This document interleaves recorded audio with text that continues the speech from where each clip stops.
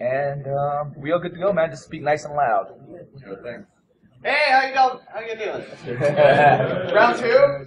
For the people who came here early, I was attempting to converse with them, and it didn't go so well. Okay, now I'm curious, since we have everybody here. Who's an INTJ? Myers-Briggs? Do you know your... No? All right. We all here from Myers-Briggs just a scam to make a bunch of money for some psychologists? Probably so. Supposedly we're engineers or administrators or coders and things like that. All right. So my name's Brent Sainer. Go by BTS, Square Root, a bunch of other things. I'm here for Project Free. The name has changed because I need to put this up. Oh, all right. I need to put this up on our mirror, and I decided it was probably a bad idea to have fucking the NSA in a publicly presented manner. So I have disclaimers for you. I'm not a lawyer, and neither are you. Most of you. Is Alex in here? Alex is a lawyer. I don't see him here. Good. Alright, so any information presented is not legal advice because I'm not an attorney.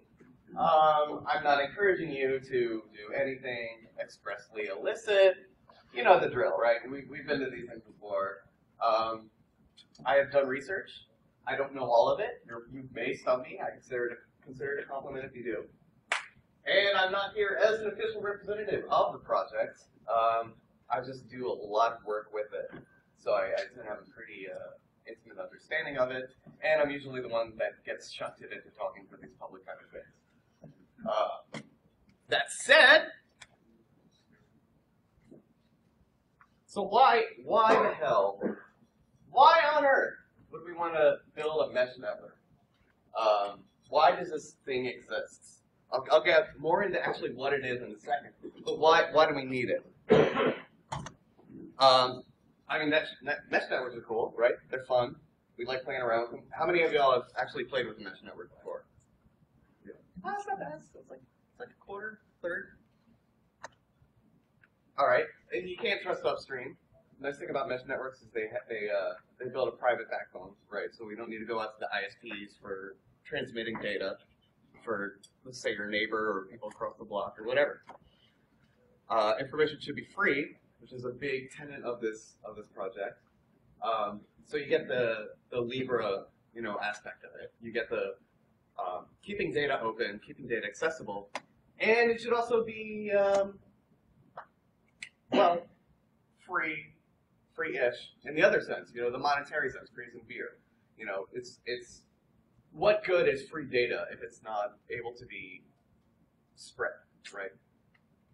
And people are pretty hard on money these days, so it's really something to consider that without a means of conveying this information between other people, without that being able to pay for that kind of carrier service, you're kind of shit out of luck.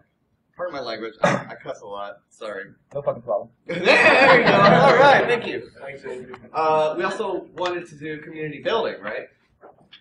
It's hard to do a mesh network without any sort of, without interaction from people, right? You've got rooftops.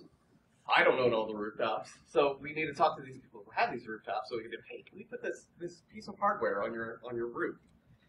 What does it do?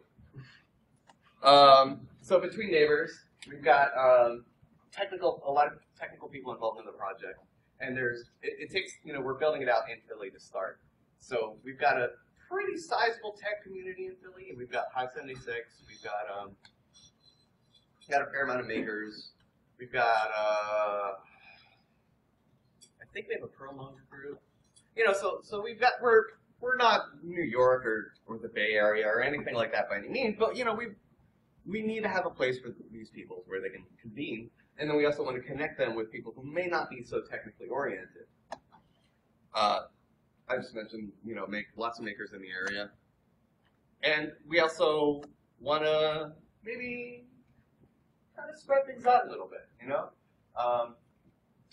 How many people know their ISP caps for their home connection? All right. Do you use all of it?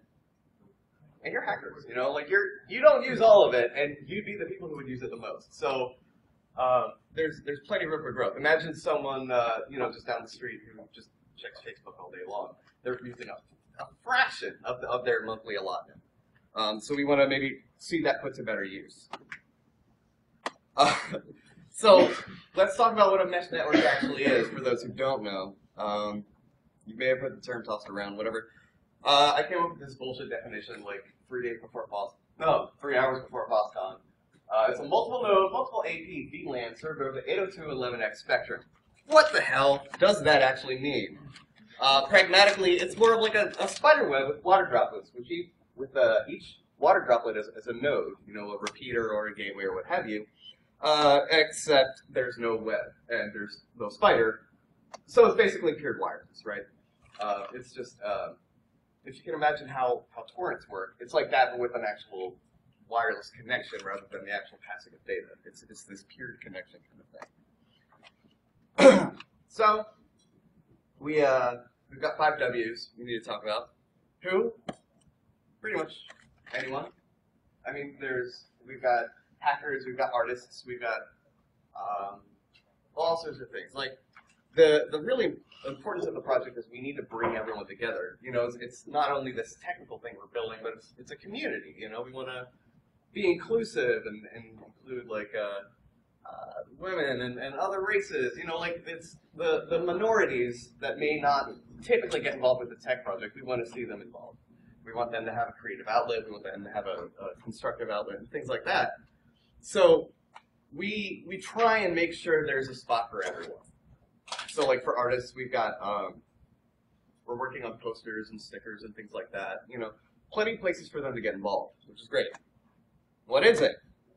We just talked about this. It's a mesh network, and it's a community building effort at the same time. It's sort of to make that connection, you know, data resources available to everyone. Where is it? We started in the Kensington neighborhood of Philadelphia. If you've ever been to Philadelphia, I would highly suggest you don't go to Kensington. It's a pretty rough area, but we intentionally chose it there because that's where the economic disparity is going to be. That's where the people who can't afford an ISP subscription are going to be. So that's where we're starting off at. We just recently, not yet, the 11th is our 15th? I don't know. I thought it was the 11th. Coming maybe sometime this week, we actually have a space at the Fairmount, right between the Fairmount and Poplar neighborhoods, right by Broad. So we've got that going as well. We got ourselves a little hackerspace there. We're gonna put up some wallpaper, put up some paint, you know, make it pretty, but also continually develop this sort of hardware that we can have it permanently housed at a location. So we're pretty excited about that. We also plan to extend outward from Philly. I mean, I'm sitting here in like Delaware. Like, why is this relevant to Delaware? You know, why is it BSides Delaware? We want to spread along the East Coast. You know, I hope to hit. I think I talked about this in a second, actually. Yeah, I hope to hit the Jersey border within the next 5 years. It's kind of a little bit too easy if we want to cheat, if we want to use like long backhauls or anything like that. But hopefully, I want to see it organically grow to Jersey within 5 years. And to me, that'd be a good growth metric. If we follow that metric, we could probably make it to Maryland. Maybe 10 years, 12 years, something like that. Just gradually growing out from Philly, from that little Kensington spot.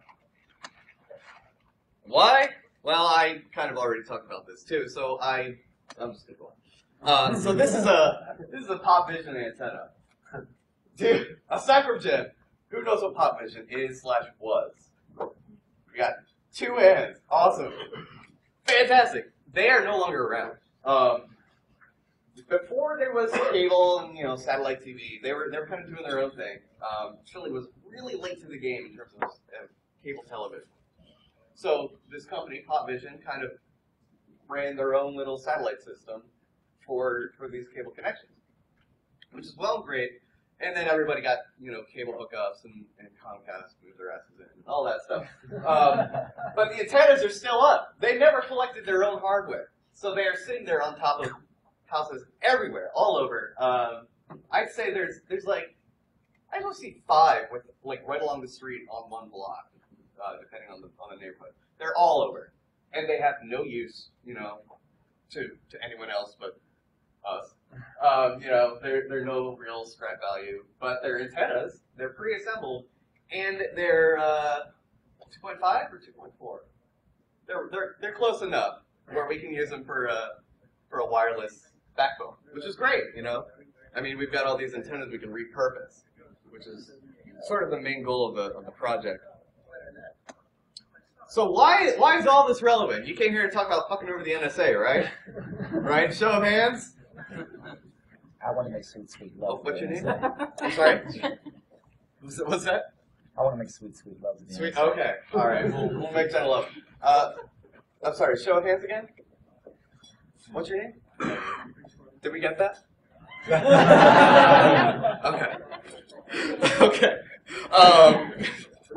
So anyways, I do want to make this clear. I probably should have put this on my disclaimer. I'm not un-American by any means. I think we've got a great country. I think we can do better, though.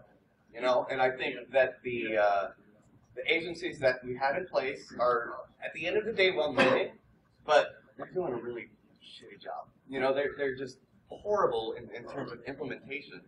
And it leads to some instances where they may be abusing their power and not even know it. I forget who the quote's attributed to, but there's a saying where it's easier to explain the actions of leadership or government or authorities as incompetence rather than malignance. And I really think that's true of our government, you know.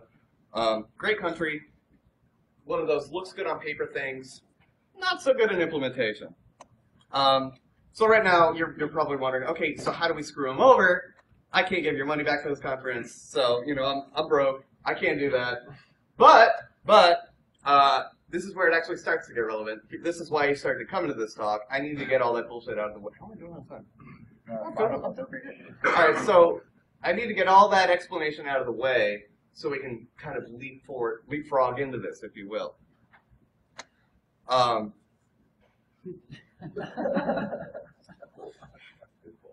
Okay, so let's talk about Prism.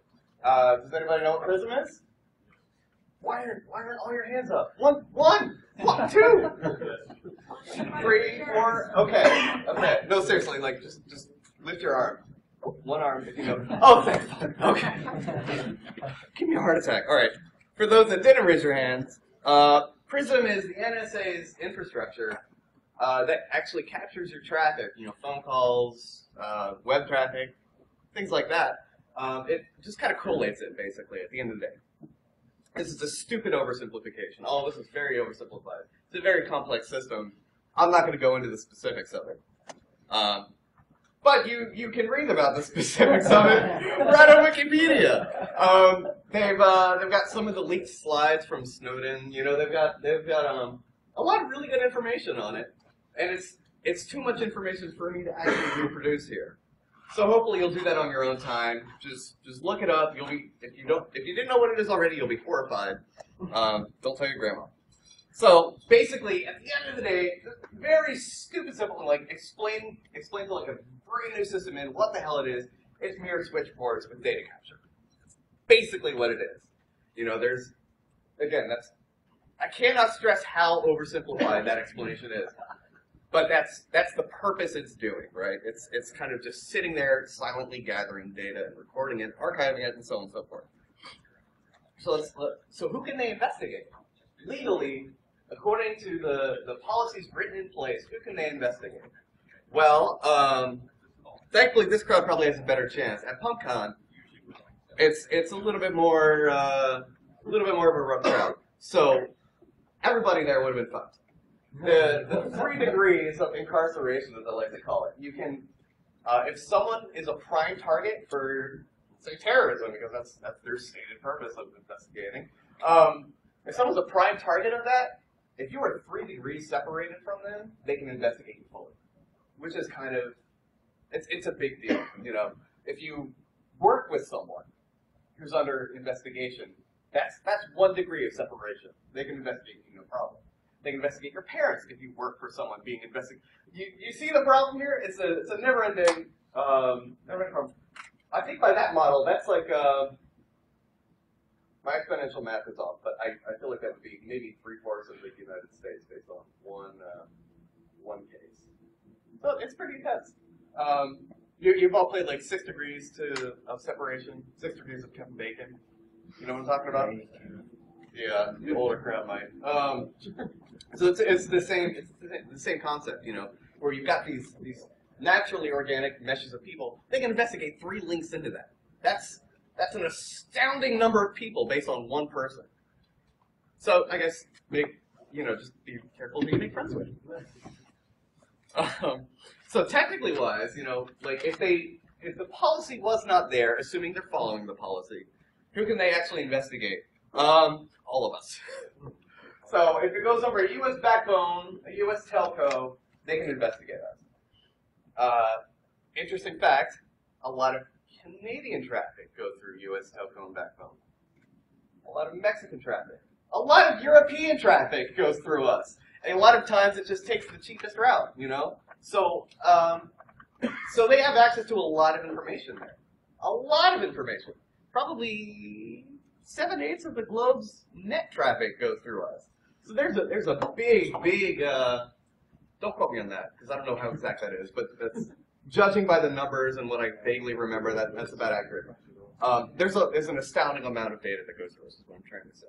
And they have technical access to all of that. There's no technical limitations in place, because at the end of the day, all these ISPs, all these providers and carriers, they didn't put up any resistance. You know, they don't want to get sued by the government. You know, who would want that? You'd lose money. So what actually is the NSA? You know, the group of people that has access to PRISM, right? So we might think it's a little bit like this, where, you know, maybe it's not really, you know, we kind of attribute paranormal attributes to them. They're superhuman, or they're demonic, you know, they've got some kind of clandestine group going on.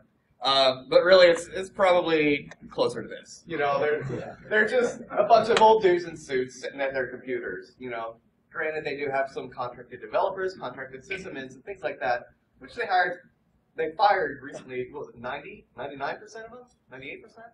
It was in the 90s after Snowden. Oh my gosh. You don't fire like 90+% of your sysadmin staff because there's been a breach. Because there will be more breaches as a result of that. Oh, that's horrible. All right, so PRISM, as I mentioned, you know, it's this machine. I mean, you know, if we want to use that terminology, it's this machine that actually gathers the data. So it's less like this. Name the movie? Thank you. All right, that makes me happy. I don't feel as old now. It's more like this. You know, it's just hardware and software. Granted, you know, it's a fair amount, but it's hardware and software. That's not actually part of PRISM. That's just stock images. I would love to have physical access to PRISM, but I don't. So this will have to suffice. So in summary of all that, the NSA is just, at the end of the day, it's just people, you know, just like us. They're skilled and incompetent. They have their weak points, they have their strong points, and so on and so forth. They're not supernatural. They're not omniscient, they're not omnipotent, they're not malignant. They're just incompetent. And they don't know a better way of doing what they want to do. And they think the same thing about us. They think we're geniuses, you know, or we're, I can tell you right now, like, I admire Snowden for what he did. I respect that we actually have people believing us now, that we say you need to worry about this instead of us appearing like tinfoil hat wearing freaks. But he's human at the end of the day, you know, and they were making it, the way they saw that breach was probably, oh, like, how could this have happened? Like, he's some kind of super force. No, he's just a dude. He's just a dude that was in the right place in the right time. Or the wrong place in the wrong time, depending on how you want to look at it. And PRISM is just hardware and software. You know, it's just machines running shit. That's all it is. This, like, it's this, but I mean, scale, you know, to a fairly large size. But it's not some digital dragon. You know, it's not this mythical being.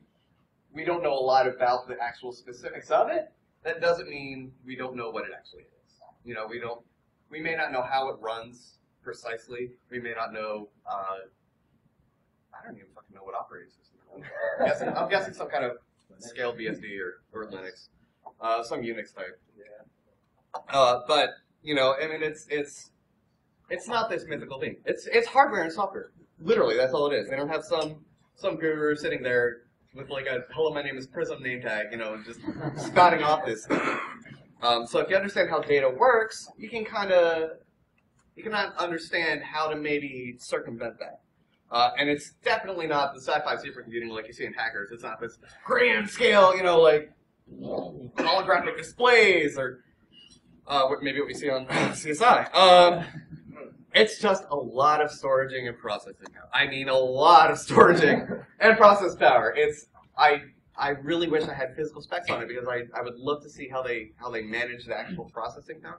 I just want to know how it works. But I mean, that's what it is. It's just a big ass cluster with multiple locations based, you know, just hop right into the ISPs, the backbones, and things like that. So, so that brings my project back in. Specifically, we're a Philly-based mesh network, as decentralized as we can get it, technically and politically. I have a big problem with authority figures. So we run on a meritocracy where if you know how to do something, you do it. You know, it's really not that big a deal. Granted, there is some, like I have root keys on a lot of our infrastructure because I set them up, but it's like, as soon as I build a relationship with other people that I know are competent, meritocracy, you know, I'm giving them root keys. You know, so it's really like this never-ending kind of process procedure of knowing who you're involved with. And we're volunteer/community driven. And the way we structure our actual mesh is we've got basically 3 types of devices. We've got gateways, which are hops out to the internet, you know, the wider network. We've got nodes, which are just dumb repeaters. But we've got supernodes. Supernodes are pretty awesome. Supernodes are basically a building or collective or whatever of people that maintain the region's nodes and such like that. They plan out the wireless topography, you know, so they decide where the node would best go next. They serve as sort of an info center for the project. So they've got a lot of responsibilities, but they've also got a lot of visibility in the project as well. So usually hacker spaces, like Hive 76 is our first super node. We're still kind of gearing them up for that, but we're all excited about that. But that's what the sort of purpose of super nodes is, to kind of bring that human element in. So again, how exactly does this play into Prism and the NSA and all that? Well, what we basically have now is a guerrilla wireless ISP. You know, we've got nodes all along the city that don't go upstream but still provide a service.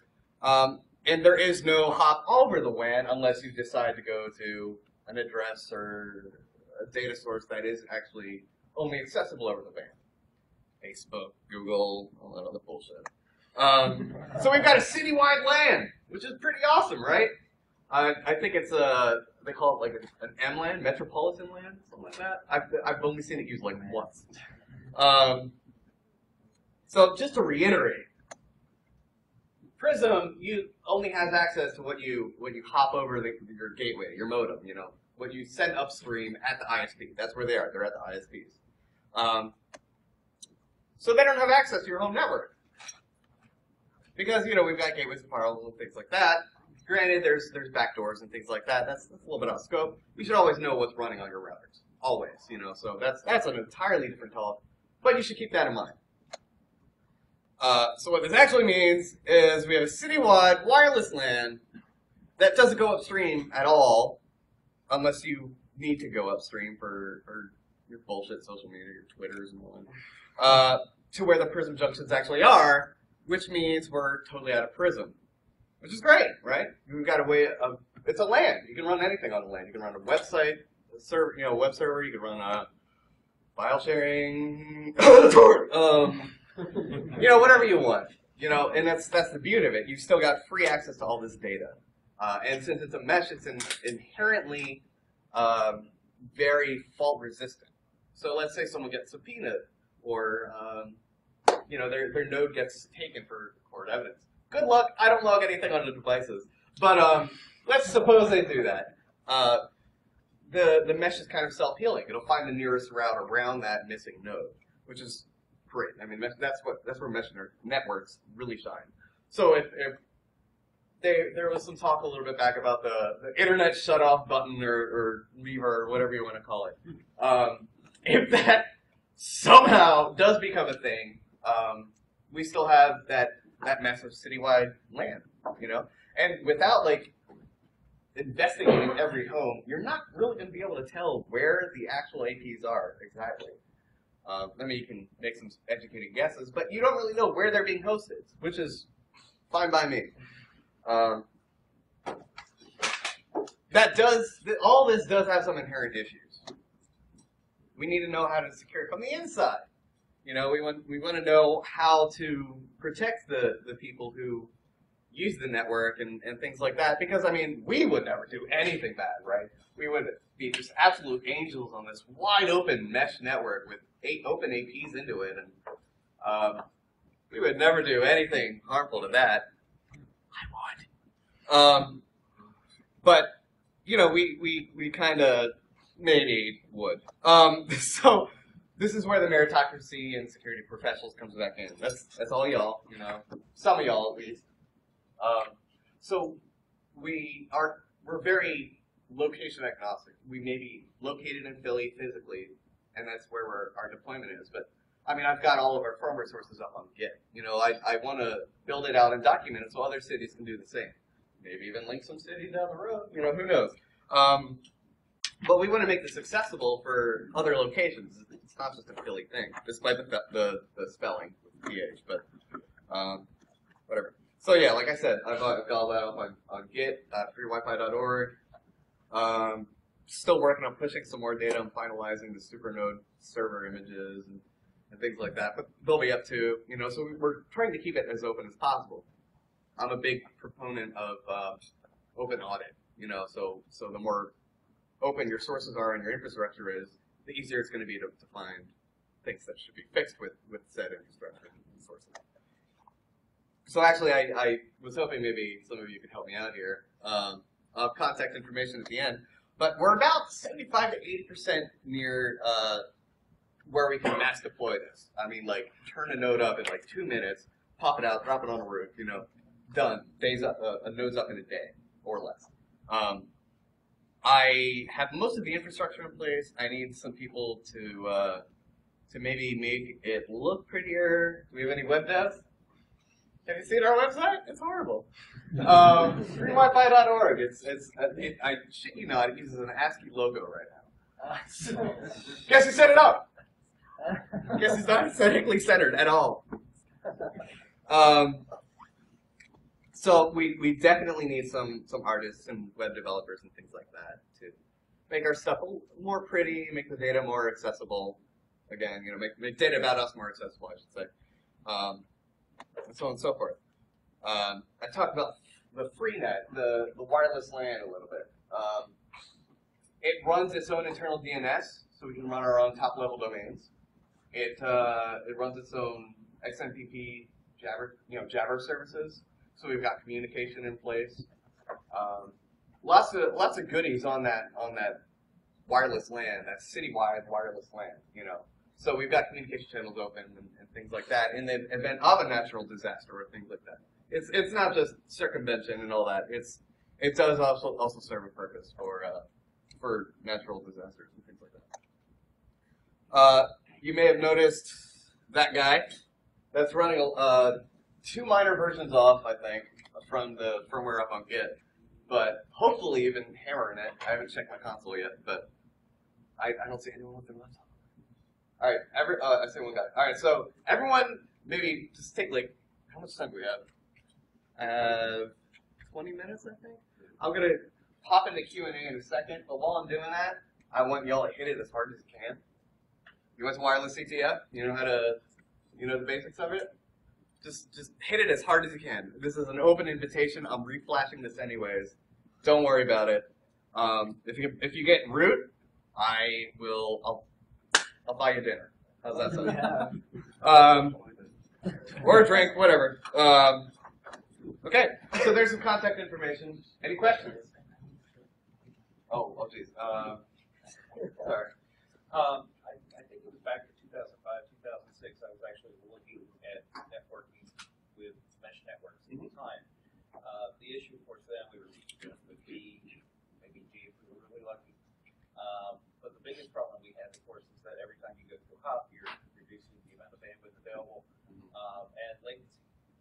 At the time, the mesh network software that we were looking at also did SSL encryption from the node to the gateway. Are you dealing with anything along those lines?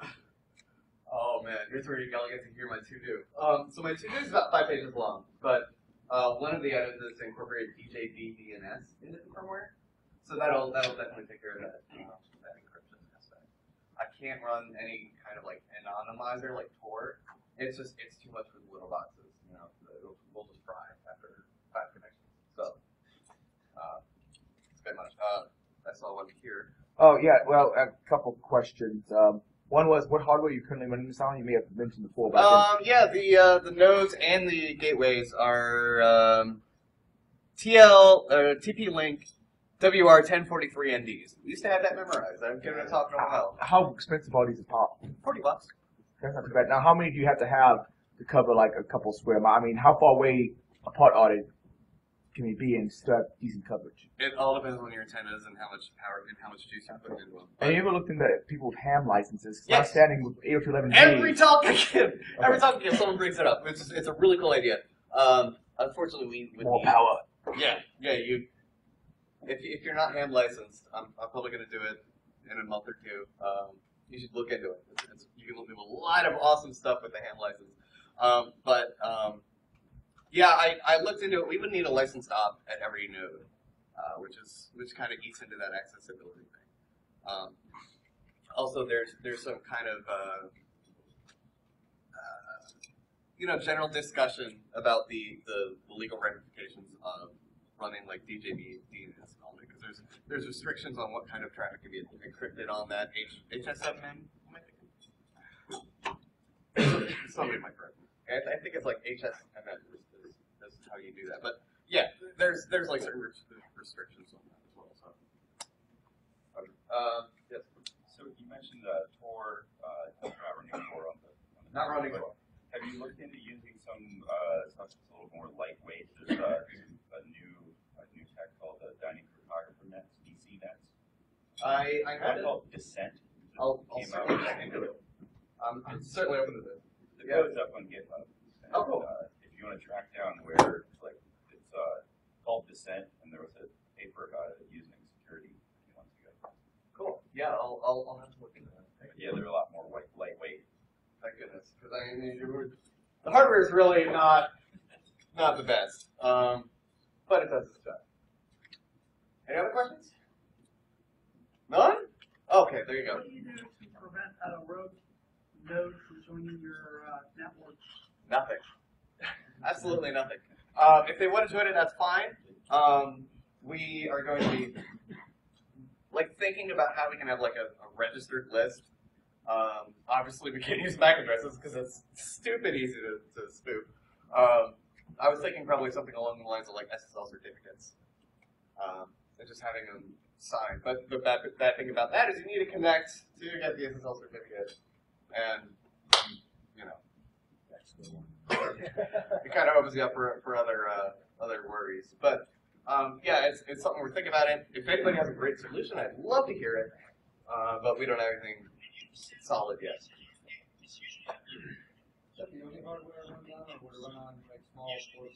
The firmware I built, the actual collection of I've got Nmap and TCP dump and stuff on that firmware image. The firmware I built specifically for that hardware. I'm gonna flesh it out so we can use more models. We use Batman Advanced as the actual mesh protocol. So if you get familiar with that, that's that's now mainstreamed into the Linux kernel as of like 2.6.26 or something. It's been there for a while, you know. So yeah, if you've got like a Linux laptop or desktop or whatever, you can just join right in and access the node. So, any other questions? No. Are there traffic shaping concerns? I have quality of service in place. It's not active yet in the firmware, but you know I do have that in place. That's actually why I asked about the caps. So we keep a very locked down database of information about people who run the nodes, and what part of that information is what ISP they're on and what plan, so we know where to cap that quota at. So if they're acting as a gateway rather than just a node, if they're acting as a gateway, once they hit like, I don't know, 80%, you know, other cap, it'll just kill that gateway connection and it'll just act as a repeater after that. That's pretty easy to do. I just haven't gotten around to it because my to-dos. You got like 15 minutes to keep going. 15 minutes? All right. Come on. Someone ask me a really long question. Really tough one. Come on, guys. Yes. All right. Go. So this has to be a concept for people running full rights of nodes and everybody running non-rights of nodes. You have a liability of stuff leaving your upstream doing that. So you either log it to try to defend yourself that was my access that was coming out of this network, or you don't log it because that's kind of the whole concept of this. Thankfully, it gets tricky because someone can very easily prove that we know what the hell we're doing. But there's legal precedent where someone ran an open AP and someone did some pretty nefarious things on their network. Like we're not like attacks, we're not like child porn. So it's pretty serious stuff, which I definitely approve of. I don't want to do that on my network, you know. But they were running an open AP and they had no idea this person was doing this through their wireless. So then they even brought to court because their name was on the the ISP contract and all that. And they obviously said, you know, I had no idea this was going on, you know. They were exonerated from that because they claim like ignorance, you know. That's why a lot of ISPs nowadays just set you up at least with web when they do the wireless install to kind of like cover their asses from that legal action and all that bullshit. We all know how easy web is to break. So that doesn't really do a whole lot, but I mean there's precedent, and we at least stand a chance of the legal defense if there's precedent. But I mean, at the end of the day, it's a worry for all of us. But I intentionally don't. The DHCP leases only last like 2 hours, you know, on these devices intentionally. I log it intentionally. You know, I don't want. I kind of wrote it with plausible deniability in mind. But you know, nowadays with the way the law enforcement system is working these days, you know, I probably got away with that like 5 years ago, 10 years ago. Nowadays, they might say, all right, why are you even implementing plausible deniability? You know, like why does that even exist? I don't know. We'll have to see. We haven't gotten any lawsuits yet. But you know, here's hoping we never do. Any other questions? Yes. What do you log and how long do you repeat it? What do we log? I log the gateway's public ISP IP. I log. I don't make this public. You know, I keep this all under wraps and I scrub it every so often. This is mostly just for operational use. I log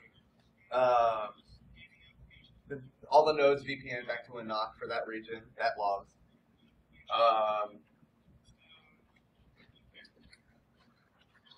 I don't really log anything at all on the actual devices. It's all being done NOC side, and that's mostly just for facilitating, like pushing out firmware updates and things like that automatically. That's really all it is. Not really a whole lot of. You're not going to get a whole lot of data if you sub-email. But you know, I'm going to audit it like at least once a month. So hopefully I don't gather anything that'll be incriminating. But what can you do? Any other questions? That's a great question. Fuck yous? So here's a great thing. Because of how it's structured, they really have no way of, unless they like create a social profile of you, of your traffic and your browsing patterns, they have no way of knowing who's using that thing. You know? Yeah. So they don't know what's happening, and because they put off at the cap, I actually talked to like Comcast reviews, Verizon reviews. I've got some great contacts. They're friends, man. It's great.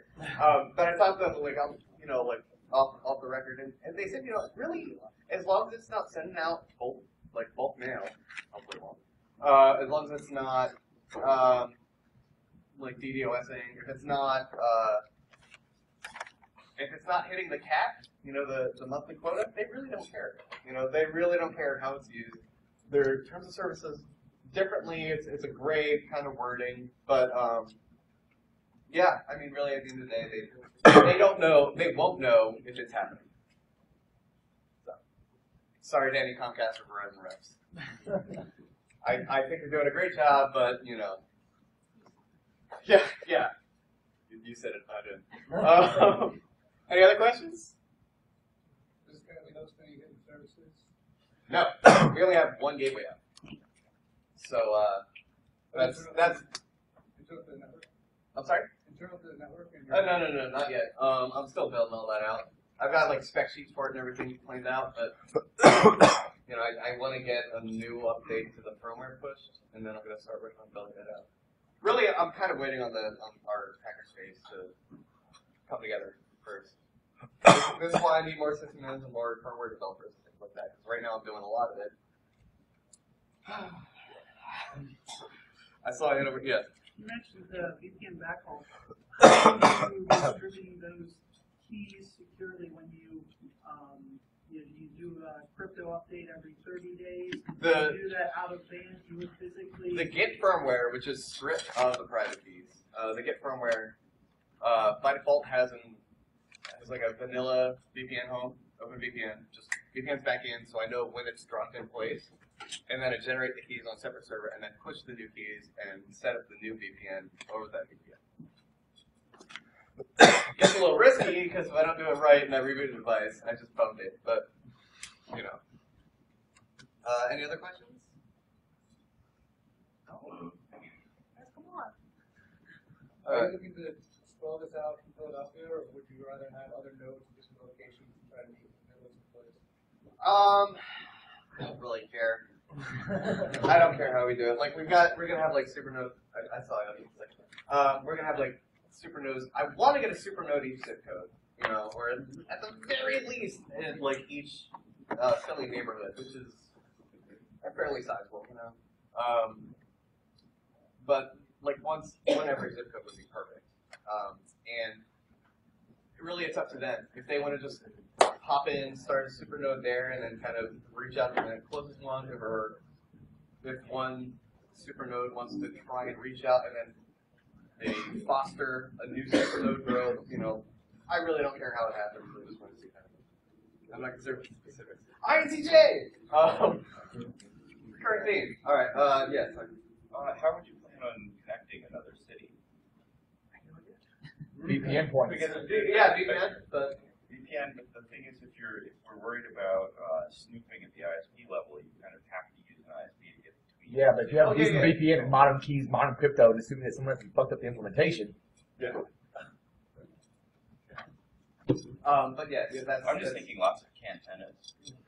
Yeah. Like lots and lots of cantennas. We actually we're thinking about how to get across like the Wissahickon, Schuylkill and everything. There's some really cool like optical like LED antennas. Basically, they go crazy long distance, very small amount of power. Really awesome stuff. Cheap to build, but we're not there yet. Our antenna guy isn't here. I gotta find out where he is. He's not here. It'd be great if we could talk a little bit about that. But yeah. I mean, we've got jockeys in place. It all depends on where the next hop's going to be and what kind of antenna we need to get on top. All right. Any more questions? Last question. Oh. How many nodes in the network right now? I've got one gateway. I've got the dev node. We've got 3 other nodes besides that. So it's pretty small, but it's still development. I don't want to I don't want us to do like the knock on doors. Hey, can we put this on your roof? You know, I don't want us to do that yet because my infrastructure can't support that. It almost can. That's the 75–80%. It almost can, but it can't quite yet. So once I hit that, probably the next 2 to 3 months, we're gonna start growing it out rapidly. Post on the growth stage. Oh, I was just something silly. Never mind. Something silly. I love silly questions. You ask you any questions. What's best in life, Conan? What's what? What's best in life, Conan? Oh, I feel like that's a reference I'm not getting. Yeah. Conan O'Brien? What's best in life? Yeah. Cheeseburgers. Definitely cheeseburgers. That will work. Okay. Any more? Thought I saw a hand. No? Yeah. Are you accepting volunteers? I to help am. out? I am. Please contact me for one of the various meetings you see here. Doesn't matter if you don't live in Philly. I don't care if you don't live in PA. I don't care if you don't live in the States. You know, we just want to get people involved, and we want to make other cities. We want to empower other cities to do the same. So yeah, by any means, if you're good at anything, we're using. We'll find a use for you. So I really appreciate that, of course. Anything else? No? Ready to get out of here? All right, good, because I need a drink. It's 3:15. I think I was going till 3:20. 5 minutes, that's not too bad. All right, so it's been Project Free. I'm Brent. Thanks for coming. Did anyone get